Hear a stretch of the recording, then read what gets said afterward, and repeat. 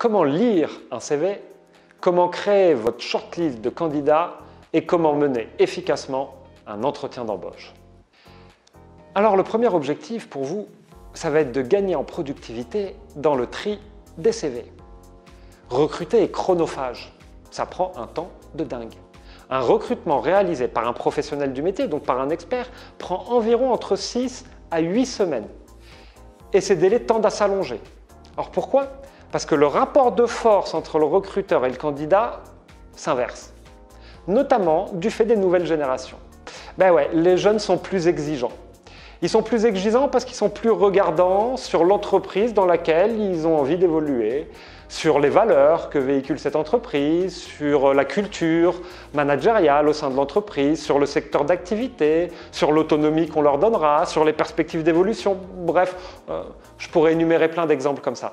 Mais ces jeunes sont donc de plus en plus exigeants et c'est désormais le candidat qui recrute son entreprise. D'où d'ailleurs l'importance pour les recrutements de travailler sur la marque employeur afin de les attirer. C'est un réel enjeu. Pour vous donner un ordre d'idée, en moyenne, pour embaucher un collaborateur, il vous faudra avoir épluché une centaine de CV. Le ratio, il est un peu le suivant. J'ai 100 CV. Sur les 100 CV que j'épluche, j'en ai 30 qui sont à peu près dans le scope. Sur les 30 qui sont à peu près dans le scope, j'en reçois 10 candidats en entretien. Sur les 10 candidats en entretien, je vais en shortlister 3. Et sur les 3 candidats shortlistés, je vais en embaucher un. Donc le ratio pour un collaborateur embauché, c'est 100 CV épluchés. Et oui, éplucher 100 CV, ça prend du temps. Est-ce que vous savez combien de temps un recruteur passe en moyenne à lire votre CV? Eh bien, c'est 40 secondes seulement. Il passe quasiment le double du temps, soit 1 minute et 20 secondes, pour décider si le candidat sera finalement retenu dans la sélection ou pas.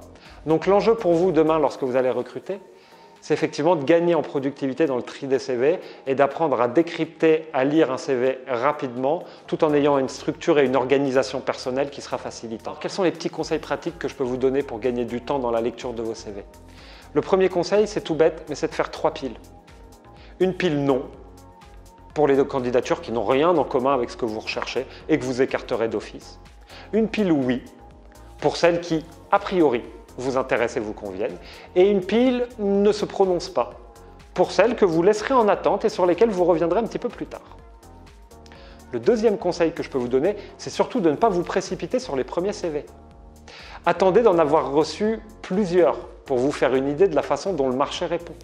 Ça m'est arrivé, moi, plus d'une fois, de m'emballer en étant sur une mission de recrutement pour un client, de recevoir dans les premiers jours des CV qui me paraissaient géniaux sur le papier, d'avancer dans le processus de recrutement avec ces candidats, et puis 2-3 semaines plus tard, je reçois des CV qui étaient bien au-delà, qualitativement parlant, que ceux des premiers candidats que j'avais reçus en entretien. Résultat, j'ai un peu perdu mon temps et accessoirement, j'ai aussi fait perdre le temps des candidats. Donc ne vous précipitez pas sur les premiers CV, attendez d'avoir un premier volume de CV conséquent pour arbitrer au regard de ce volume et de cette masse de candidatures. Troisième conseil, lisez le CV au regard de critères de sélection. Alors ça peut sembler du b.a.-ba, mais la lecture du CV ne doit se faire qu'au regard de critères objectifs. Alors le tri des critères dépend aussi du marché. La pénurie de candidats vous pousse à ouvrir vos critères de sélection. À l'inverse, s'il y a abondance de candidatures, et là vous allez rehausser ou recentrer vos critères de sélection. Quatrième conseil, alors que c'est peu instinctif, mais ne lisez pas le CV en commençant par le haut. Pourquoi? Les informations qu'on trouve en haut, c'est l'état civil, c'est la photo, c'est l'adresse, c'est le nom de l'entreprise actuelle du candidat ou de son école ou de sa fac. Bref, les informations personnelles du candidat peuvent vous influencer, malgré vous. Ça va influencer votre jugement et vous allez fabriquer, sans le vouloir, des réflexes discriminatoires ou même à l'inverse, des réflexes de connivence. Tiens, ce candidat a fait la même école de commerce que vous. Ou ce candidat vit dans la même ville ou dans le même arrondissement que vous. Très inconsciemment, ça va vous amener à être sur des critères un peu discriminants. Donc ne commencez pas le CV par le haut, commencez-le plutôt par le bas. 5e conseil, vérifier ce qu'on appelle les indicateurs de stabilité. Bon, c'est un peu pompeux comme mot. Concrètement, c'est quoi? C'est scruter ses précédents changements de poste. Est-ce qu'il y a eu des changements brusques de carrière? Est-ce que les choix de carrière suivent une logique, une même logique? Combien de temps ont duré ces expériences? Est-ce qu'il y a des trous dans le CV? C'est vraiment important, si vous vous rendez compte qu'il y a quelqu'un qui change de job tous les 6 mois pendant 10 ans de sa vie professionnelle, c'est interpellant.